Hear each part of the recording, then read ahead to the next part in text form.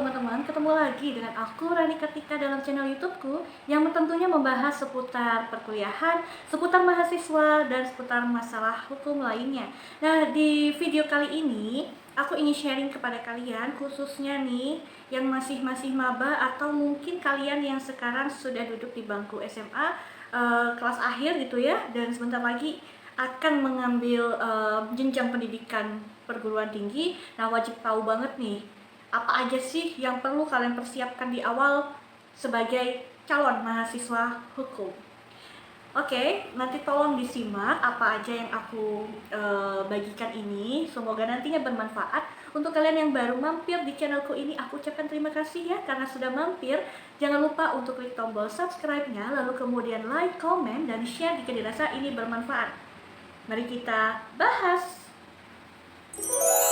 Nah, buat kalian nih, calon mahasiswa baru nantinya yang konsentrasi atau ingin memilih jurusan hukum sebagai jenjang lanjutan kalian di perguruan tinggi, aku ada sedikit informasi nih untuk kalian. Nah, apa aja sih yang harus kalian siapkan ketika kalian ingin menjadi mahasiswa hukum nantinya? Yang pertama adalah, aku ingin bocorin sedikit nih, kalian setidaknya harus sudah mempersiapkan atau mencari atau mengumpulkan literatur terkait dengan hukum tentunya. Entah itu buku atau yang paling penting nih, kalian setidaknya sudah memiliki kitab-kitab hukum, baik itu kitab undang-undang hukum pidana, kitab undang-undang hukum perdata, undang-undang tentang PT-UN, lalu kemudian kitab undang-undang hukum dagang. Nah, itu adalah kitab wajibnya mahasiswa hukum, bahkan nanti setelah jadi lulusan hukum gitu ya, itu juga sangat-sangat berguna teman-teman di level pekerjaan kalian di bidang hukum. Ya, aku kasih contoh nih, gimana bentuknya gitu ya. Yang ini KUHP nih, ya kan? Ini nanti untuk mata kuliah hukum pidana nih teman-teman. Sebenarnya ini ada lanjutannya lagi. Setelah hukum pidana ada hukum acara pidana. Nah, ada lagi nama kitabnya yaitu KUHAP, ya, tentang prosedur beracaranya proses pidana seperti itu. Nah, kalian wajib nih punya ini, wajib anak hukum pasti punya ini, nggak mungkin enggak lah gitu ya. Lalu kemudian selain KUHP, maka ada juga yang namanya KUH Perdata. Udah buluk banget nih. Nah, zaman kuliah ini kepake, lihat, karena aku konsentrasinya di hukum perdata gitu ya, ini sering banget dibuka, apalagi kalau ngajar sekarang juga bolak-balik, jadi sebagian sedikit banyak ini udah hafal nih isinya. Kitab ini isinya apa sih? Baik tadi KUHP, KUH Perdata gitu ya, ini isinya tuh pasal-pasal teman-teman, pasal-pasal. Kalian tahu kan kalau di peraturan gitu ada pasal 1, pasal 2, nah isinya tentang perintah, tentang larangan, seperti itu. Selain KUH Perdata, kalau KUH Perdata yang barusan aku tunjukin itu untuk mata kuliah hukum perdata teman-teman, dan hukum acara perdata ya. Lalu kemudian ada juga yang namanya KUHD atau Kitab Undang-Undang Hukum Dagang. Nah, hukum dagang KUHD ini nanti dipelajari atau dipakai nih, berguna banget untuk mata kuliah hukum dagang teman-teman. Jadi kalian setidaknya juga punya ini 3 kitab tadi yang aku rekomendasikan. Kalian nantinya pasti membutuhkan ini. Setiap materi yang berkaitan dengan hukum pidana, hukum perdata, atau hukum dagang itu tidak lepas dari masing-masing kitabnya. Oke ya. Dan juga kalian nanti cari ya tentang undang-undang PT-UN itu juga, karena di situ nanti kan banyak membahas seputar proses beracara dalam peradilan tata usaha negara. Itu yang harus kalian persiapkan ya. Setidaknya punya 4 itu udah suatu hal yang baik gitu ya, untuk menghantarkan kalian masuk sebagai mahasiswa hukum. Anak hukum harus punya kitab-kitab yang tadi gitu. Lalu kemudian ada anggapan bahwa apakah anak hukum itu pasti nanti berkutat seputar undang-undang aja, peraturan aja ya, apakah kami dituntut untuk harus menghafal semua peraturan-peraturan yang nantinya akan dipelajari? Maka jawabannya aku tegaskan tidak teman-teman ya. Tidak ada menghafal suatu peraturan itu menjadi hal yang wajib, itu salah persepsi ya. Anak hukum tidak identik dengan harus menghafal pasal-pasal yang ada di dalam sejumlah aturan ya. Kalau kayak gitu kami nggak akan juga mau gitu ya. masuk jurusan hukum. Cukup dipelajari, kita tahu, kita pahami bagaimana pengaturannya di dalam ketentuan peraturan perundang-undangan. Nah, apakah kalian nanti masuk langsung kaget gitu ya belajarnya langsung pasal ini, oh tidak teman-teman, karena nanti di semester awal aku bocorin ya informasi apa yang dipelajari nanti di Fakultas Hukum itu. Kalian tenang aja, di level semester 1 kalian itu masih mempelajari hal yang sifatnya basic banget nih. Kalian akan temui mata kuliah wajib yang basic yang pernah kalian pelajari waktu SMA. Misalnya ada mata kuliah pendidikan kewarganegaraan, mata kuliah pendidikan Pancasila. Nah, itu kan yang basic banget. Bahasa Inggris gitu ya, mata kuliah bahasa Indonesia, atau kalau orang hukum ada mata kuliahnya dulu bahasa hukum kayak gitu. Nah, itu nantinya mata kuliah basically untuk kalian yang menjadi mahasiswa hukum. Level dasarnya itu dulu. Jadi nggak ujuk-ujuk kalian tahu pidana itu adalah sekian, perdata itu adalah ini, gitu ya, tidak teman-teman. Selain itu nanti kalian akan temukan juga di semester 1 mata kuliah pengenalan hukum, yaitu pengantar ilmu hukum. Saya tidak tahu di beberapa kampus dia di level semester 1 ada basic hukumnya itu pengantar ilmu hukum, nanti di semester 2 ada pengantar hukum Indonesia.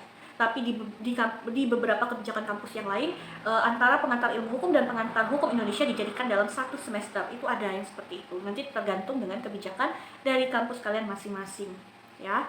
Nah, pengantar ilmu hukum itu materinya tentang apa sih gitu ya.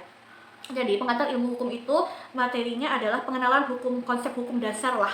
Seperti apa sih hukum itu gitu ya.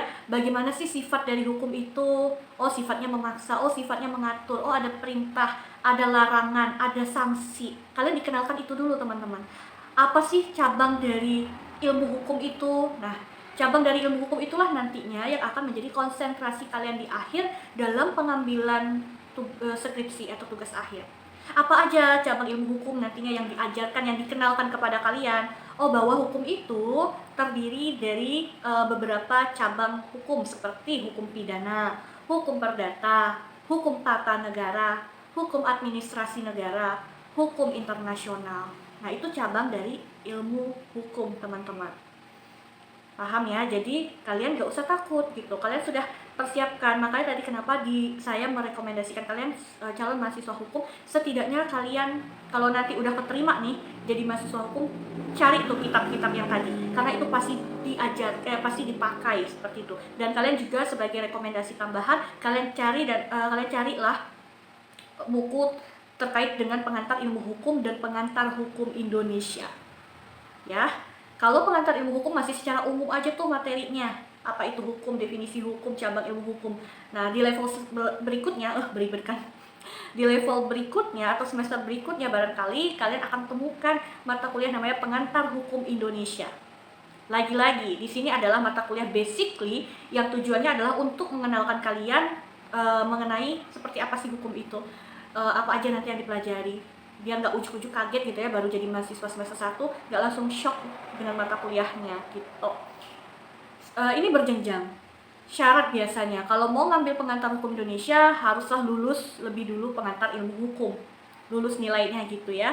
Lalu kemudian nantinya kalau lulus mata kuliah pengantar hukum Indonesia, baru kalian bisa di semester 3 biasanya gitu ya, baru sudah masuk mata kuliah inti hukum itu sendiri. Nah, di sini baru mulai agak-agak mumet nih. Saya selalu bilang ke mahasiswa gitu ya, semester 3, semester 4 sampai semester 6 itu adalah semester-semester rawan, teman-teman, karena di sini kita sudah mulai masuk inti dari hukum itu sendiri, materi hukum itu sendiri.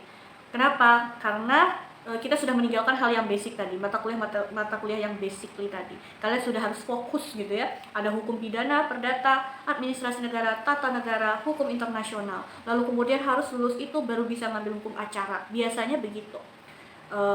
Kebijakan kampus ada yang berjenjang seperti itu, atau justru di sisi lain ada juga kebijakan kampus yang menerapkan dalam satu semester itu sama, kayak hukum perdata dengan hukum acara perdata dijadikan dalam satu semester.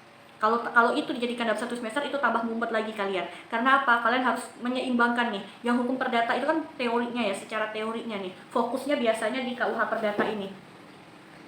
Terus ditambah lagi kalian harus cepat juga menyeimbangkan dengan hukum acaranya, hukum acara perdata kalau itu dijadikan dalam satu semester kebijakan kampusnya.